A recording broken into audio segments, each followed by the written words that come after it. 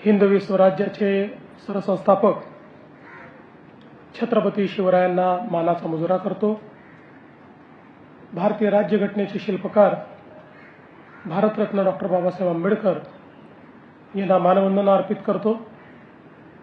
आणि आज भारताच्या स्वातंत्र्य दिनाच्या तमाम भारतवासियांना आणि महाराष्ट्रातील तमाम जनतेला खूप खूप शुभेच्छा देतो। आज या स्वातंत्र्य दिनाच्या निमित्ताने ज्यांनी या स्वातंत्र्याकरता लढा दिला, आमचे स्वातंत्र्य संग्राम सेनानी, त्यांना मी अभिवादन करतो। आमचे क्रांतिकारक ज्यांनी या देशाकरता बलिदान केलं, त्या सर्व क्रांतिकारकांना मानवंदना अर्पित करतो। आणि त्याचसोबत आमचे सैनिक जे सीमेवर लढताना आमच्या देशाला, आमच्या देशाच्या तिरंग्याला आणि आमच्या देशाच्या राष्ट्रभूमतेला सुरक्षित ठेवतात, त्यांनाही मी आज अभिवादन करतो। खरं म्हणजे गेली 80 वर्ष या देशाने केलेली वाटचाल ही अनेकांना थक्क करून सोडणारी आहे। विशेषतः प्रधानमंत्री मोदीजींच्या नेतृत्वात गेल्या 12 वर्षामध्ये जगातल्या चौथ्या मोठ्या अर्थव्यवस्थेपर्यंतची वाटचाल ही विलक्षण आहे।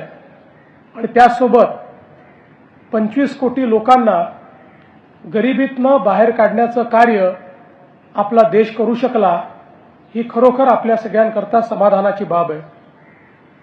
आज आपण विकसित भारताकडे वाटचाल करतो। विकसित भारत एक अशी संकल्पना आहे ज्यामध्ये केवळ विकसित अर्थव्यवस्था नाही, तर समाजातला प्रत्येक व्यक्ती, दीन दलित, गोर गरीब, आदिवासी, शेतकरी, शेतमजूर, महिला, सर्वांच्या जीवनामध्ये सकारात्मक परिवर्तन, सर्वांच्या जीवनामध्ये उन्नती, सर्वांची प्रगती, सर्व सोबत चालत असताना होणारी प्रगती हीच खऱ्या अर्थानं विकसित भारताची संकल्पना आहे। आणि या विकसित भारताच्या संकल्पनेमध्ये सर्वात महत्त्वाची भूमिका जर कोणाची असणार आहे तर ती या महाराष्ट्राची असणार आहे। महाराष्ट्र हे आपल्या देशाचं ग्रोथ इंजिन आहे। देशाच्या विकासातलं एक अत्यंत महत्त्वाचं उपकरण म्हणून महाराष्ट्राकडे आपण पाहतो। छत्रपती शिवरायांनी जी शिकवण दिली, त्या शिकवणीवर आधारित आणि भारतरत्न डॉक्टर बाबासाहेब आंबेडकरांनी जे संविधान दिलं, त्या संविधानाला अनुसंगून महाराष्ट्र सातत्याने विकास करतोय। आज देशातली सर्वात मोठी अर्थव्यवस्था म्हणून महाराष्ट्राकडे पाहिलं जातं। मला अतिशय आनंद आहे की याही वर्षी पहिल्या 6 महिन्यामध्ये आपण महाराष्ट्राचा जो आर्थिक विकासाचा दर आता मोजलेला आहे तो जवळपास 8.8% आहे। आणि विशेषतः आपण जो प्रयत्न करतोय की प्रत्येक जिल्हा हा ग्रोथ इंजिन झाला पाहिजे, त्यामध्ये जवळपास 13 जिल्ह्यांनी आपलं टार्गेट पूर्ण केलं आहे आणि इतरही जिल्हे त्याच पद्धतीनं विकासाकडे अग्रसर आहेत। विकास हा केवळ काही टप्प्यांमध्ये नाही, तर शेवटच्या माणसापर्यंत पोहोचवण्याकरता मग गडचिरोली असो, पालघर असो किंवा नंदुरबार असो, अशा प्रत्येक भागामध्ये विकास पोहोचवण्याचा प्रयत्न आपण करतोय। मला अतिशय आनंद आहे की आपल्या शासनाने शेतकऱ्यांकरता पुण्यश्लोक अहिल्यादेवी होळकर कर्जमाफी योजना आणली। 56 लाख शेतकऱ्यांना 36,000 कोटी रुपयाची कर्जमाफीची योजना आपण देतो। शेतकऱ्यांना दिवसा वीज देण्याचं आपण स्वप्न बघितलं होतं।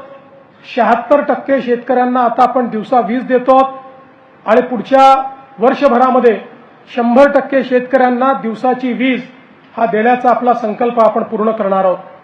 हे सगळं करत असताना विशेषतः एक संकल्प आपण केलाय, तो म्हणजे महाराष्ट्राच्या मागच्या पिढीने आणि या पिढीने मोठ्या प्रमाणात दुष्काळ बघितला, पण महाराष्ट्राची येणारी पिढी दुष्काळ पाहणार नाही.